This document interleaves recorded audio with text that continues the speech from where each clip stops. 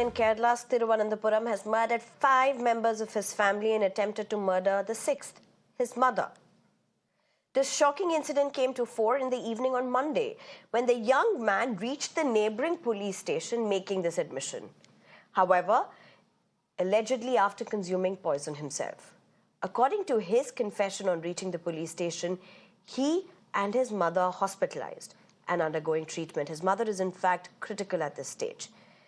The series of murders include his grandmother, his 13-year-old brother, father's brother and wife, his girlfriend. He killed them using a hammer. Most of them have head injuries. Police say they have evidence of the accused consuming drugs, but more tests are awaited. This is just one case. This comes just days after Kolkata's triple murders. 2 women and a minor girl of the Day family in Kolkata's Tangra. The women's bodies were discovered with their wrists slit. Both had slashes on the throat and died after massive bleeding. The 2 men in question, Prasun De and Pranay De, biological brothers, are suspected of having murdered their wives and also Prasun's 14-year-old daughter. The 2 brothers and a kid of the De family were severely injured after their car crashed a metro rail pillar on the Eastern Metropolitan Bypass area. In fact, the police have their suspicions around the alleged suicide bid by the 2 brothers. But are these cases that should be seen as cases of exception, as cases in isolation? Are there more concerns? We'll go to our experts in a bit, but I'm being joined by my reporters as well, by my colleagues as well at this point. Arpita Jaikumar will join us shortly from now. And I'm also going to be joined by Ritik Mondal. Well, let me just come to you, Arpita. Good evening at this point. First, Arpita, what is the police saying? I mean, 5 murders and the 6th attempted to murder a 23-year-old young man.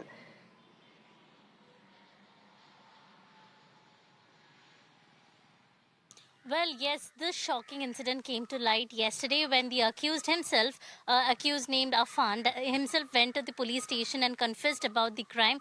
He went and told the police that he has murdered 6 people, including his mother, girlfriend, brother, 13-year-old brother, and father's brother and his wife. But when the police went to investigate, they found out that his mother is still alive. She was critical. They immediately rushed her to a nearby hospital where currently she is undergoing treatment, but she remains to be critical. Total 5 murders. It's a mass murder that has happened here in Kerala's capital city, Trivandrum.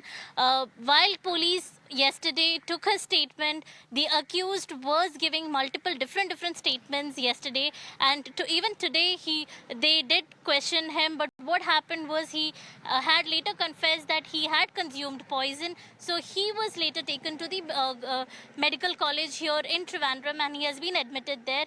The police is investigating the matter. What police sources have said is that he said his family was going through a financial crisis. That is the reason why he tried to kill all of them. Few days back, his mother had tried to commit suicide because his family was going through financial crisis. What police sources have also said is that his father was in Dubai. He was running a business in Dubai. His business was not going well.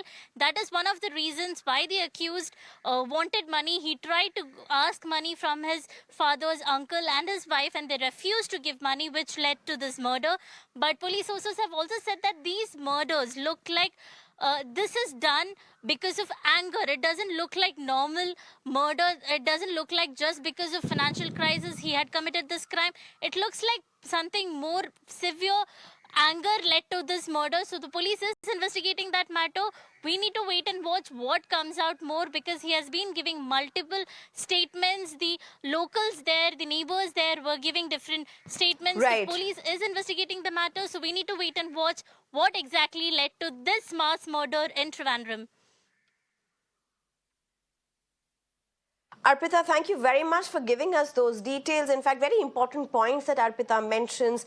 1, the financial crisis, and 2, the anger possibly as a big concern in this particular case. But we were speaking about another case from Kolkata, the triple murders, the alleged attempted to suicide by the two brothers and a kid again.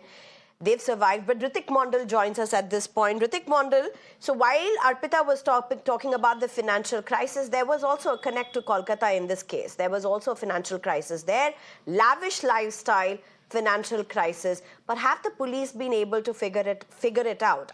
Were these family members, the wives, the daughter, murdered by these two men? And what was their modus operandi? What is the police finding out days after this? Well, exactly. The incident unfolded in Kolkata's Tangra, in which three women were killed by their own family members, and after that, their husbands they fled from the home with their kid and attempted a suicide bit on the highway. And days after that, what we given to understand, once again, police is ascertaining to this fact that this case is also related to the huge, financial crisis of the family. What we are being told, this family having having a background of, lavish lifestyle, they borrowed a huge amount of money that could build more pressure on them. Let me also tell you, three members who survived in this attempt and were undergoing treatment at a private hospital. They have been discharged from that hospital and now undergoing treatment at a state-run health facility, as their keen family member refuses them to give a home. And police sources also telling that they are continuously grilling these three men. And as per the investigation goes, primary all circumstantial evidences and statements taken by the younger son or the two of this brother, it suggests that the younger brother planned the entire thing, chalked down the entire thing, and months back they even waited for their kids' exam to get over, and then they convince the entire family for this massacre. And in this thing, the elder brother also assisted him, and he had his consent as well. So a lot of things are being investigated. Though the top cops also said they are not jumping into any conclusion, but they are also, suspecting that these men were the prime, person behind this entire conspiracy, and it was a fallout of That's right, Ritik. this huge monetary burden because of their financial crisis that came on the family. Back to you. Absolutely. Absolutely, Ritik. Thank you very much for joining us and for giving us those details. My colleagues breaking down the bone-chilling crimes, murders in the two states for us. I'm also being joined at this point by Dr. Harish Shetty, who's a psychiatrist, as well as Ellen Rao, who's a former Delhi DCP. Thank you very much, both of you, for joining us. Dr. Harish Shetty, let me start with you first. I mean, what are we looking at? This is not a Netflix series, Dr. Harish Shetty. This is a reality. I agree. These two cases, what exactly happened, I would not know. But let me tell you that on the ground, anger, irritability, rage, and revenge are extremely common. Now, empathy and compassion are casualties in a globalized world which is fast-paced. There's loneliness. There is psychosocial upheaval. India is in the midst of a chronic disaster syndrome where there are apps which gives you money left, right, and center. And financial loss has been a cause of murder and suicide. Remember the coffee day owner? He had a lot of loan and he did not call up anybody. The point is loneliness and stress of a fast-paced world are dangerous cocktails. So at the bottom, you have people who are very lonely and angry, extremely angry and irritated. And at the top of the pyramid, you see such incidents.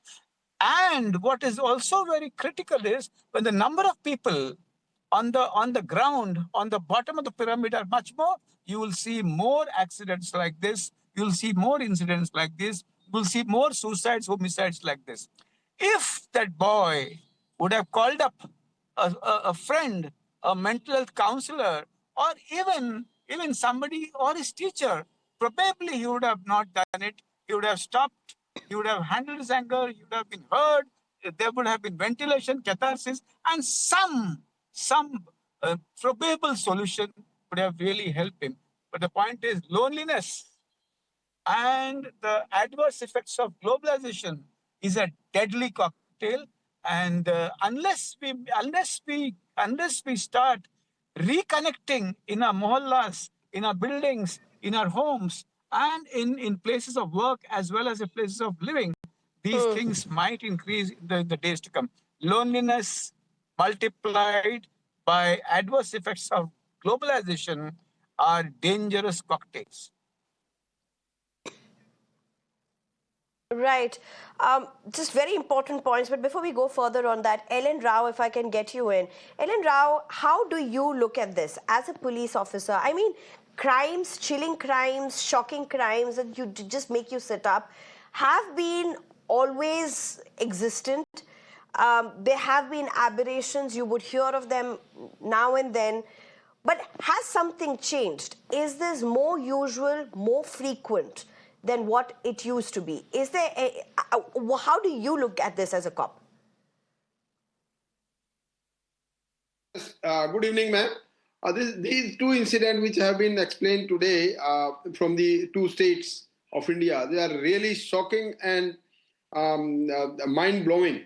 And both these incidents give some lesson to us, as Mr. Psychotrix was explaining why this this type of incident occurred. And your reporter was also saying that it was due to some financial crisis and some maybe some depression or a lack of counseling to these people who had committed this crime. Definitely, in during my services also, we have been facing such type of cases off and on. But nowadays, because of this the race, so big race in our globalization, to becoming more and more rich man, and so many other requirements have been increased. Our requirements have been increased multifold. Just to complete these requirements and necessities, these people turn to these type of committing this type of crime. More important is that the nuclear families which we are facing nowadays, the persons, that the youngsters particularly, they are not being counseled because of there is nobody is there in the family.